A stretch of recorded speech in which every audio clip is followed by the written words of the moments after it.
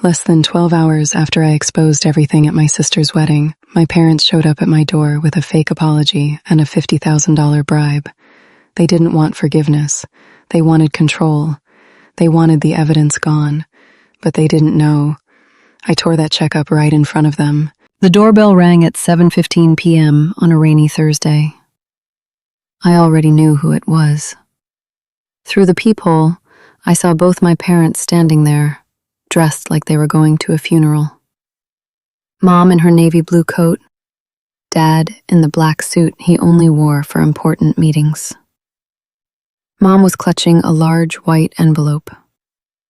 I opened the door, but didn't step aside. "What do you want?" Mom's voice cracked immediately. "Emily, baby, we know we hurt you. We came to make it right." Dad nodded like a robot. "We brought something for you. Can we come in?" I let them in, but only as far as the living room. Ryan stayed standing beside me the whole time, his hand on my lower back, a silent reminder that I was no longer alone. They sat on the couch like guests in a stranger's house. Mom slid the envelope across the coffee table. Inside was a check for $50,000 and a handwritten letter on fancy stationery. The letter said, "To our daughter Emily, we are so sorry for everything we put you through. Please take this as a first step toward healing our family." I read it slowly, feeling every word like a slap. They thought $50,000 and a pretty letter could erase 26 years of being treated like I didn't exist. Mom started crying, the same calculated tears she used at the wedding. Dad kept saying, "We've changed. We see now how unfair we were." I didn't cry. I didn't scream. I just listened and felt a cold clarity settle over me. This was not love. This was damage control. For the next 40 minutes, they took turns talking, each word wrapped in the kind of polished regret that only people who have rehearsed their lines for days can deliver. Mom went first, her voice trembling in that familiar, calculated way, the same tone she used whenever she wanted something without actually giving anything back. "Emily, baby, I regret choosing Lauren over you every single day," she said, reaching toward my hand but stopping the moment she saw I didn't move. "I see it now. I see how I made you feel invisible. I see how I always put her needs first because she was louder. She was needier. I thought you were the strong one who didn't need me as much." She wiped her eyes with the tissue she had already prepared in her pocket, then added the line that hit harder than any slap. "You've always been so strong, Emily. We thought you could handle it without us falling apart, too." Dad nodded along like a puppet, his eyes fixed on the coffee table. "I should have stood up for you years ago. I should have been there the day you filled out your college applications all by yourself while we were at Lauren's soccer tournament. I should have said something when your mother gave Lauren the new car for her 16th birthday and you were still taking the bus." They kept pulling out old memories like weapons, each one designed to prove they remembered the pain they caused. Mom brought up the time I had to wear Lauren's hand-me-down prom dress because they said there was no money for a new one. Every story was followed by the same excuses, delivered like lines they had practiced in the car on the way over. We were under a lot of pressure back then. Lauren needed more help at that time. We thought you were stronger. I sat completely still, Ryan's hands steady on my lower back. I could feel my own heartbeat in my ears, cold, controlled. This wasn't an apology. This was a performance, and they were running out of lines. Then came the real offer. Dad leaned forward, elbows on his knees, and looked me straight in the eyes for the first time since they arrived. His voice dropped into that serious, fatherly tone he used when he wanted to close a deal. We'll transfer the money tomorrow. $50,000. You can use it for anything. A down payment on a house, a proper honeymoon with Ryan, even starting your own business if that's what you want. Just come back to us. Let us be a family again. We'll go to therapy together. We'll put it all in writing if you need us to. The silence after his words felt heavy. Mom wiped her eyes again with the same tissue. Dad pushed the envelope a little closer across the table, as if the physical presence of the check would somehow make the offer more real. That was when I decided it was time. I picked up my phone, hit play, and let Lauren's voice message fill the room. Emily, I was wrong. I should have spoken up at the wedding. I was scared of losing everything Mom and Dad had given me. I knew about the money. I knew about the favoritism. But I told myself it wasn't my place to say anything. Please forgive me. I miss my little sister. I want us to be close again. The message ended. The room fell quiet once more. I let the silence stretch, watching their faces, watching the way Mom's hands twisted the tissue and Dad's jaw tightened. Then I asked one simple question, my voice calm and clear. If I take the money, will you admit in writing that you moved my inheritance into Lauren's account 2 years ago? The message ended. The room fell quiet once more. I let the silence stretch, watching their faces, watching the way Mom's hands twisted the tissue and Dad's jaw tightened. Then I asked one simple question, my voice calm and clear. If I take the money, will you admit in writing that you moved my inheritance into Lauren's account 2 years ago? Mom's hand flew to her mouth so fast it was almost comical. Her perfectly manicured nails pressed hard against her lips as a choked sound escaped. Dad's face turned an ashen gray, the color draining from his cheeks like someone had pulled a plug. His shoulders slumped forward, the confident businessman posture collapsing in real time. I didn't raise my voice. I didn't need to. The evidence did all the screaming for me. You thought burning the paper copies would hide it, I said calmly, almost conversationally, as if we were discussing the weather. You forgot I had digital backups from when I was still listed on the family account. You forgot that I learned how to protect myself the hard way because you taught me that no one else would. The room felt smaller, the air thicker. I could hear Mom's breathing become shallow and ragged. Dad's hands clenched into fists on his knees, the knuckles white. I clicked play on Lauren's voice message again, letting her words fill the space one more time so they could hear their own golden child admitting everything. I was wrong. I knew about the money. I should have spoken up. I was scared. The message looped. The silence between her words was louder than anything else in the room. For the first time in my life, I saw real fear in their eyes. Not the polished, social fear of losing face at a wedding in front of 180 guests. This was deeper. This was the fear of losing everything they had built their entire lives on. The carefully constructed lie that they were good parents, that they had been fair, that the family was whole. Mom's eyes filled with tears, but this time they weren't the calculated ones she used at the wedding. These were raw and terrified. Dad looked like a man who had just watched his empire crumble in front of him. His mouth opened, but no sound came out for several long seconds. I didn't raise my voice. I didn't need to. The evidence did all the screaming for me. You thought burning the paper copies would hide it, I said calmly, almost conversationally, as if we were discussing the weather. You forgot I had digital backups from when I was still listed on the family account. You forgot that I learned how to protect myself the hard way, because you taught me that no one else would. The room felt smaller, the air thicker. I could hear Mom's breathing become shallow and ragged. Dad's hands clenched into fists on his knees, the knuckles white.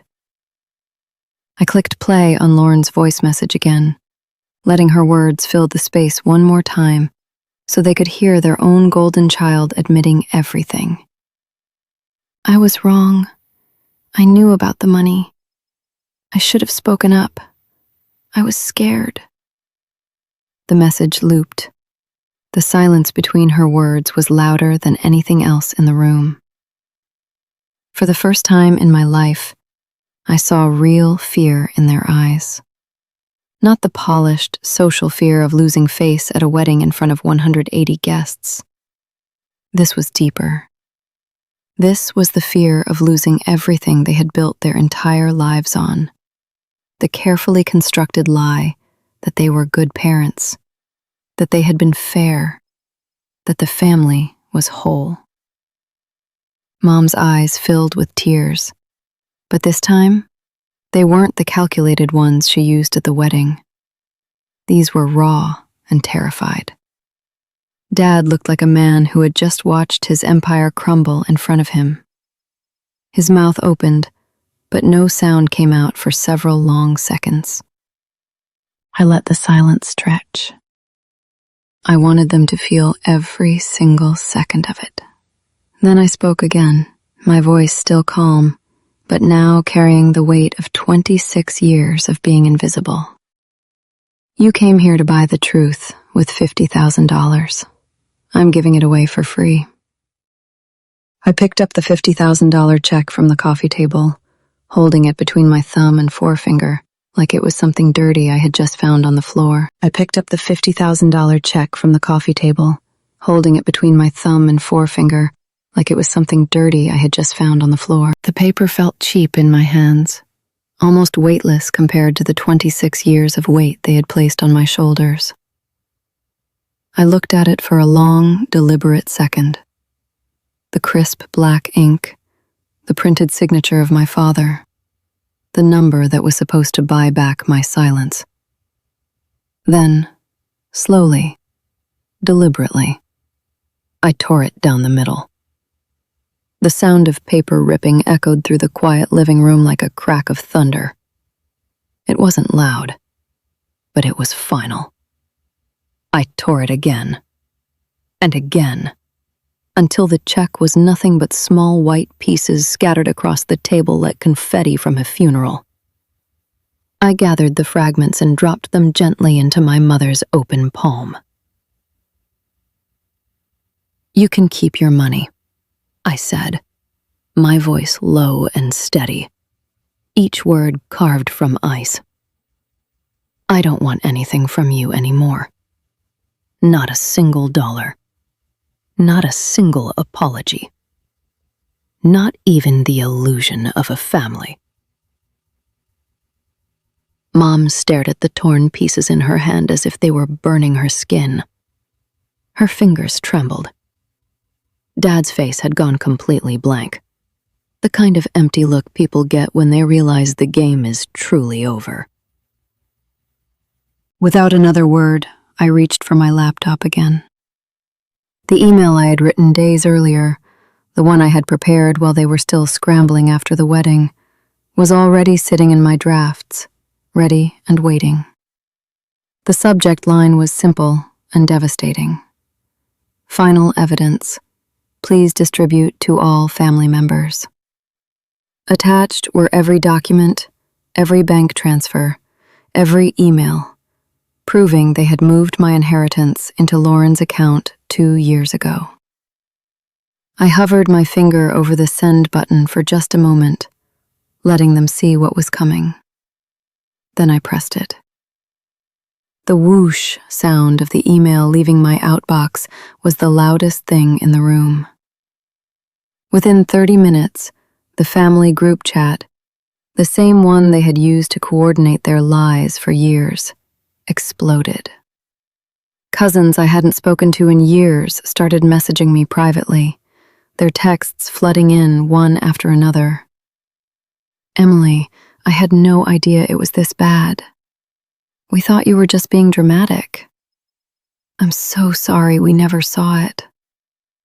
Lauren called me next. Her voice was a mess of screaming and sobbing at the same time. "Emily, what did you do? You just destroyed everything. How could you send that to everyone?" I didn't answer. I simply let her scream until she ran out of breath, then hung up without a word. My parents sat there in silence as their phones lit up with notifications, each ping another nail in the coffin of the perfect family image they had spent decades building. Mom's hands shook so badly, she dropped the torn pieces of the check onto the floor. Dad stared at his screen, his face pale. The confident man who once controlled everything, now completely powerless. I didn't raise my voice. I didn't need to. The evidence did all the talking. That night, after they finally left, defeated, broken, and silent, I blocked every single number again. I changed my address for the second time in a week. I turned off location sharing on every app and removed myself from every family group I had ever been added to. Ryan and I sat on the balcony of our new apartment, drinking wine under the city lights. The air was cool, the skyline glittering in the distance, like a promise of a life that no longer included them. For the first time in 26 years, I felt completely, undeniably free. This was not revenge with screaming or public humiliation in front of 180 guests.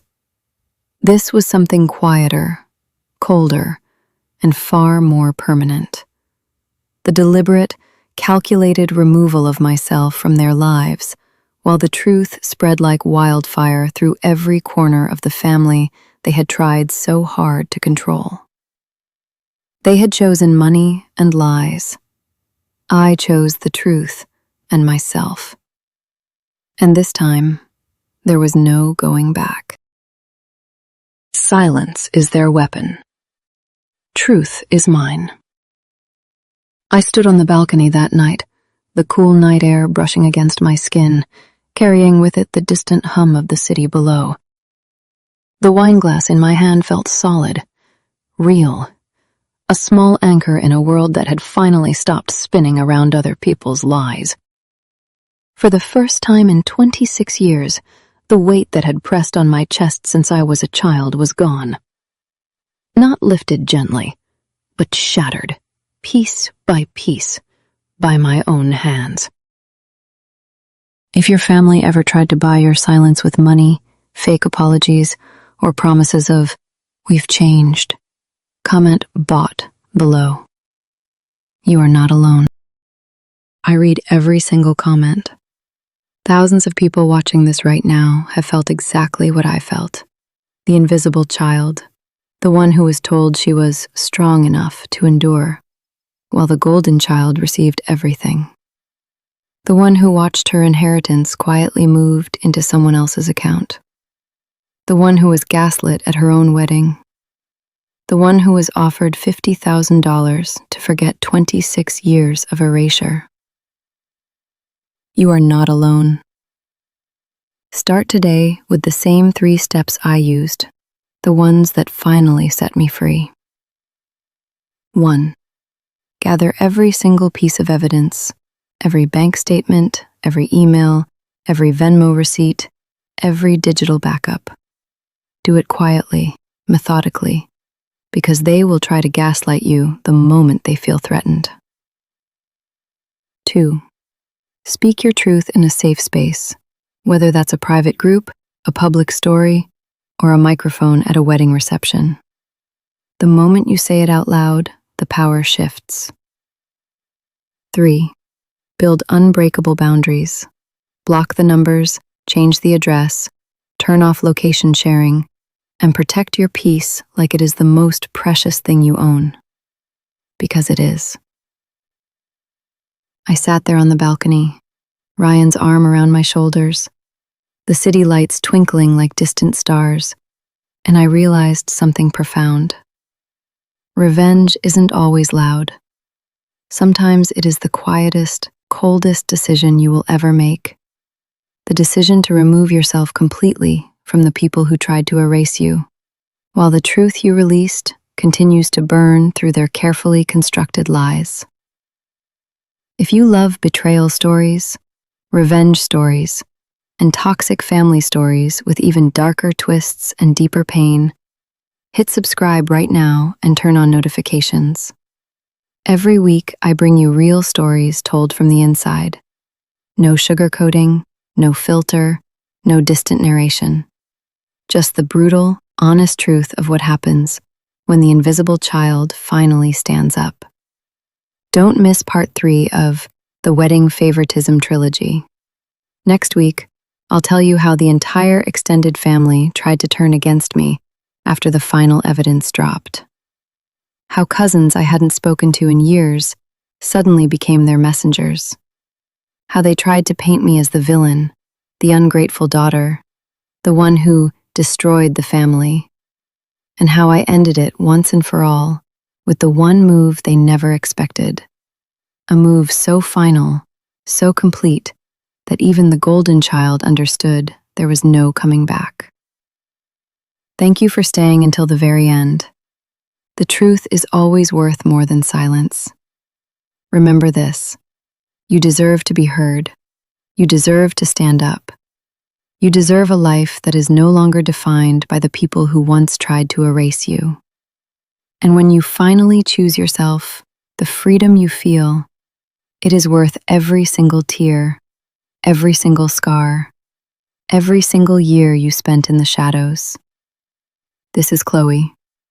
See you in part 3.